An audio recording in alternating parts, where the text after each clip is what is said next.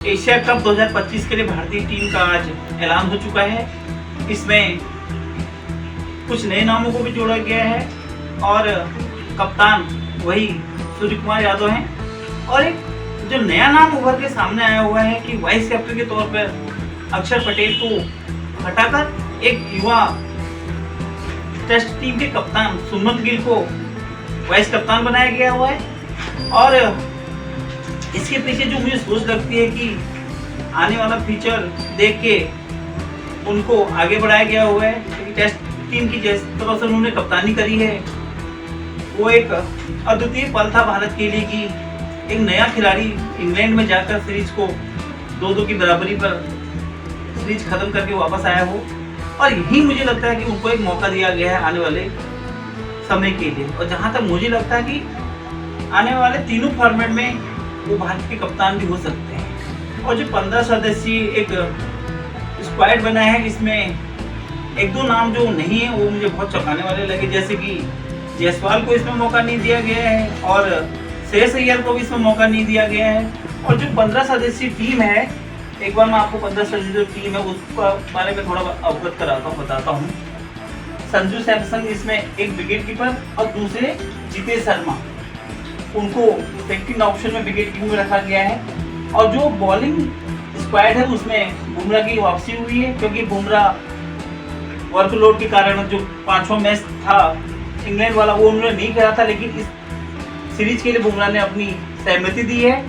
और बुमराह के साथ जो पेस बॉलर का अटैक है उसमें अर्शदीप को मौका मिला है और हर्षित राणा को। और जहाँ तक बात आती है कि स्पिन बॉलिंग की, स्पिन बॉलिंग में चाइनामैन है कुलदीप यादव और वरुण चक्रवर्ती और अक्षर पटेल। और जो बैटिंग में है तिलक वर्मा को मौका मिला गया है, रिंकू सिंह ऑलराउंडर के तौर पर हैं और हार्दिक पांड्या ऑलराउंडर के तौर पर हैं और शिवम दुबे। तो ये जो 15 नाम है, अब इसमें मुझे जो लगता है कि गिल के आने से जो ओपनिंग का स्लॉट है उसमें थोड़ा चेंजिंग हो सकती है, क्योंकि अभिषेक शर्मा तो ओपनिंग करेंगे ही करेंगे, एक तरफ से लेफ्टी है। अब जो राइटी है उसमें संजू सैमसन कर रहे थे ओपनिंग अभी तक, लेकिन शुभमन गिल आ गए। अगर संजू सैमसन ओपनिंग करते हैं तो गिल कहाँ पर खेलते हैं, क्योंकि 1 डाउन तिलक वर्मा ही आएंगे और 2 डाउन जैसे पहले से 360 खेलते आ रहे सूर्य कुमार यादव वही खेलेंगे, जहां तक मुझे लगता है। और अब मुझे लगता है कि संजू सैमसन को 4थे या 5वें नंबर पर कहीं स्थान दिया जा सकता है। अगर संजू सैमसन को ऊपर खिलाते हैं तो फिर शुभमन गिल कहाँ खेलते हैं।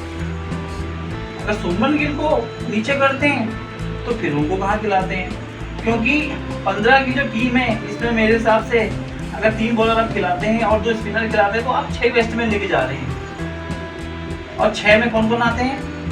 अभिषेक है ही, उधर से कप्तान हो गए आपके 2, गिल हो गए 3, संजू सैमसन हो गए 4 as a wicket keeper. Hardik Pandya को आप ऑलराउंडर में अगर लेते हैं तो आपको एक बॉलर कम करना पड़ता है। अगर हार्दिक पांड्या को एज ए विकेट बैट्समैन के तौर पे लेते हैं तो फिर एक आपका बैट्समैन कम होता है। और रिंकू सिंह को भी आप नजरअंदाज नहीं कर सकते हैं। लेकिन 2 नाम मुझे इसमें बड़े सॉफ्ट करने वाले लगे हैं, एक जायसवाल और दूसरा श्रेयस अय्यर। जायसवाल बहुत अच्छा खेलते आ रहे हैं और श्रेयस अय्यर बहुत अच्छी फॉर्म में। श्रेयस अय्यर को टीम में कहीं ना कहीं जगह मिलनी चाहिए थी मेरे हिसाब से, लेकिन ये बीसीसीआई की अपनी रणनीति है, किस हिसाब से उन्होंने क्या सिलेक्शन किया है।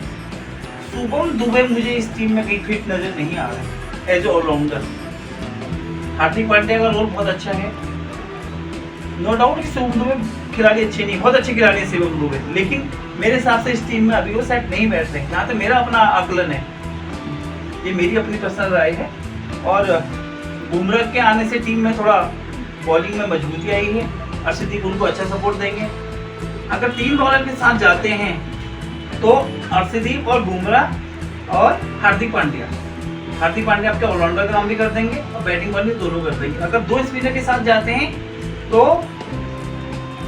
अगर आप मेरे हिसाब से अक्षर पटेल को लेते हैं तो आपको बैटिंग में भी थोड़ा डिप्थ मिलेगी, क्योंकि अक्षर बैटिंग भी अच्छा कर लेता है और बॉलिंग भी कर लेता है। और जहाँ कुलदीप यादव की और बात है और वरुण चक्रवर्ती, ये थोड़ा इनका बैटिंग में हाथ उतना स्ट्रॉन्ग नहीं है एज अ अक्षर पटेल।